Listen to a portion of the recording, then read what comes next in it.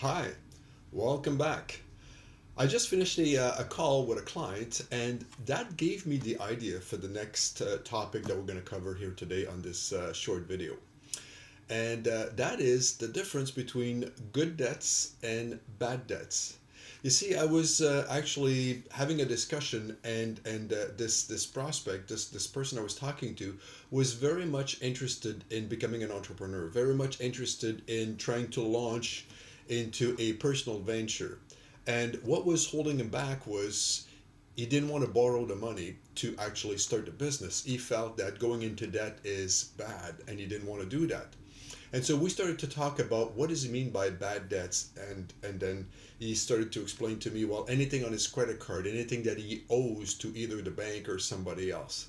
And so we continued the conversation, and we started to talk about, okay, let's change topic ever so slightly, and let's talk about a mortgage. Is a mortgage a bad debt?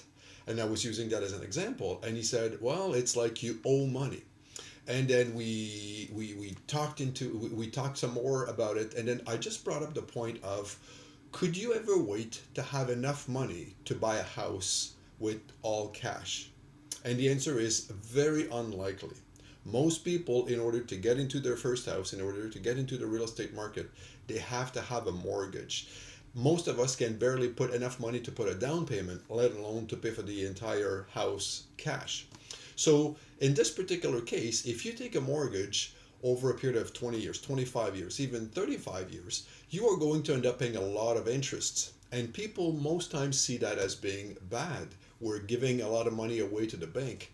But more importantly, over the same period of time, the house will appreciate more in value than the cost of the interest on the mortgage. So the cost of servicing the debt is going to be actually less than the appreciation we will make in the house over the same period of time. So in this particular case, the mortgage does not cost you money.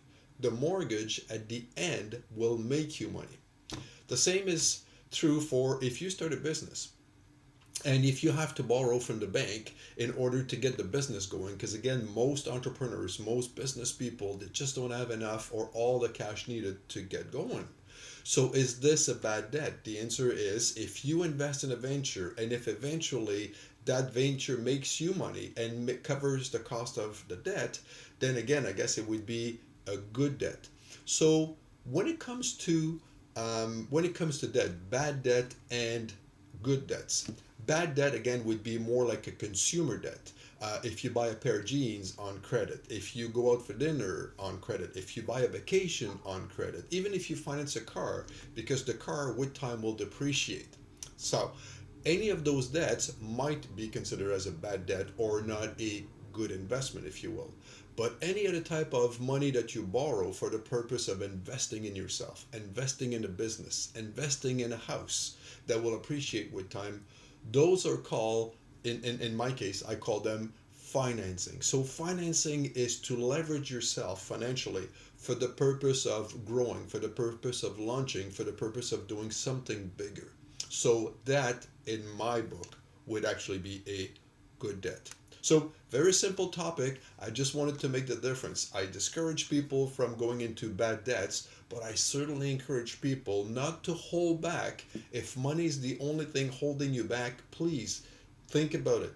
If it is to finance yourself into business, it's a good debt, or better said, it's good financing for the purpose of growing and making more money out of this financing.